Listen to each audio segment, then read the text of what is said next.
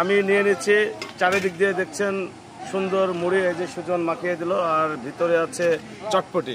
তো মুড়ি আর চটপটি কোনোদিন খেয়েছেন কিনা আমি জানি না, তবে এখন একটু খেয়ে দেখবো কেমন টেস্ট। তো উপরে ডিম দেওয়া আছে, বিসমিল্লাহ।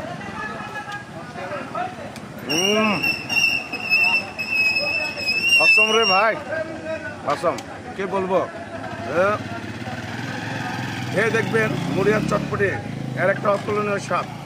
হ্যাঁ, অন্যরকম একটা ড্রিঙ্কস নেব। এখানে দেখতে পাচ্ছেন এখানে চটপটি হয়ে আছে, মুড়ির উপরে ডিম আছে। হ্যাঁ,